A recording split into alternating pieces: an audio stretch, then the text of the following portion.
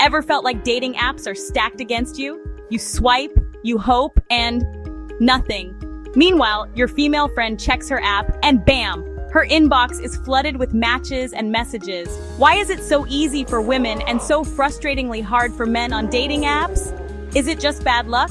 Or is something else going on? In this video, we're diving into the hidden numbers and shocking truths behind dating apps.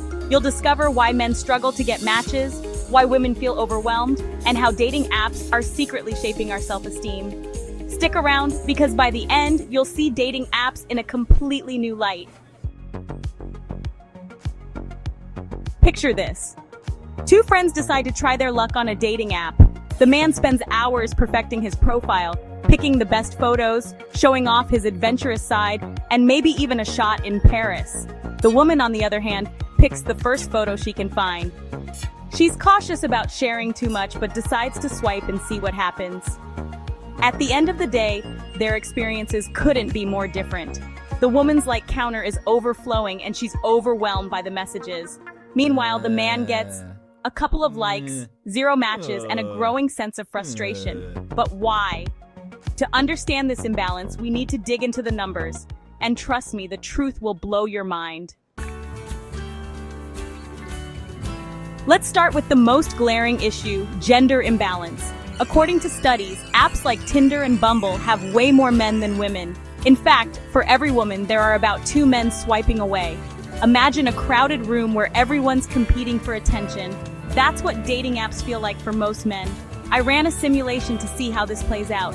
In a perfectly balanced world, men and women would get the same number of matches. But when the gender ratio shifts, women start receiving double the likes while men struggle to get noticed. This isn't just a numbers game, it's a psychological one too.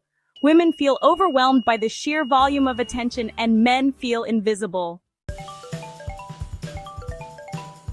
Now here's where it gets even more unbalanced. Men swipe a lot more than women. According to a New York Times report, men are nearly 3 times more likely to swipe right than women. Why? Because when you're not getting matches, you're tempted to like as many profiles as possible just to improve your odds. But this creates another problem. Women know that many men are swiping indiscriminately, so they become even more selective about who they like back. It's a vicious cycle that leaves both sides feeling frustrated. And then there's the harshest truth of all. A small percentage of users get the majority of the attention. Data from Hinge revealed that half of the likes from men go to just 25% of women, while half of the likes from women go to only 15% of men. Think about that. If you're not in the top 10 to 15% of profiles, your chances of getting matches drop dramatically. For the average man, this often means 0 matches, while the most attractive profiles get all the attention. This imbalance isn't just about numbers, it's about how dating apps affect our self-esteem. For men, the lack of matches can lead to feelings of inadequacy and frustration.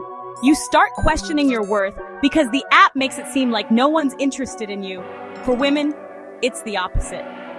The constant flood of messages can feel overwhelming, and many women have to deal with intrusive or inappropriate behavior, making it hard to trust anyone on these apps.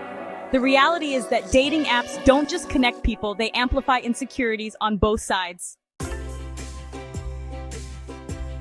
So, what's the takeaway here? Dating apps aren't inherently bad.